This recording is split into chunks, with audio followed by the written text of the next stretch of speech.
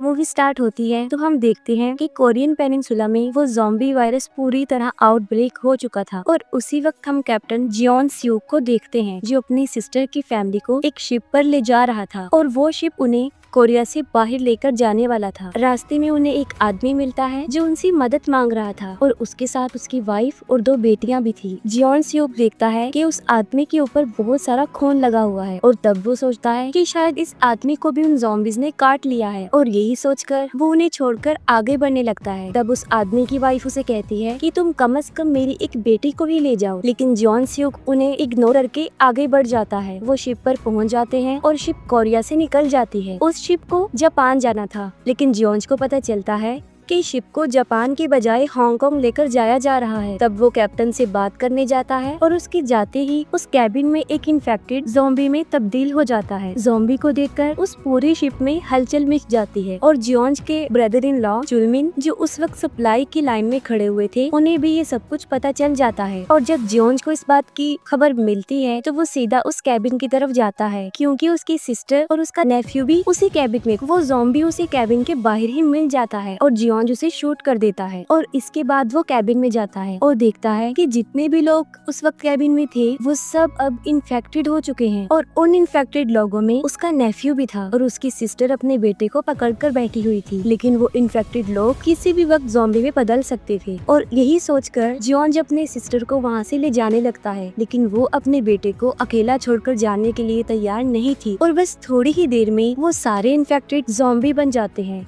और उन लोगों पर अटैक कर देते हैं। जियोंज उन सबको मारने की कोशिश करता है और वो देखता है कि उसका इन्फेक्टेड नेफ्यू अपनी मदर को काट रहा है, लेकिन इसके बावजूद भी वो कुछ नहीं कर सकता था। और तभी वहाँ पर चुलमिन भी आ जाता है जो कैबिन का दरवाजा बंद करके उसे बाहर ही रोक देता है। कैबिन के सारे ज़ॉम्बीज़ उसकी सिस्टर को खा रहे थे और वो सब कुछ अपनी आंखों के सामने देख रहा था। इसके साथ ही हमें पता चलता है कि जो कुछ भी हुआ था वो 4 साल पहले हुआ था। उस शिप पर कुछ इन्फेक्टेड लोग थे और वो लास्ट शिप थी जो हांगकांग गई थी। फिर हमें 4 साल के बाद का टाइम दिखाया जाता है जहाँ पर हमें जियोंज और चुलमिन दिखाए जाते हैं जो अब हांगकांग में ही रह रहे थे। हांगकांग के लोकल लोग उन लोगों को पसंद नहीं करते थे क्योंकि वो रेफ्यूजीज थे। एक दिन कुछ गैंग मेंबर्स उनके पास आते हैं और उन्हें अपने बॉस के पास लेकर जाते हैं। उनका बॉस उन लोगों को एक जॉब ऑफर करता है। उन लोगों को 4 लोगों की एक टीम बनाकर दोबारा से कोरियन पेनिनसुला में जाना था जो अभी भी क्वारंटीन है और ज़ॉम्बी से भरा हुआ है। उनका टारगेट ये था कि पेनिनसुला में उन्होंने एक फूड ट्रक बाहर निकालना था जिसमें तकरीबन $20 मिलियन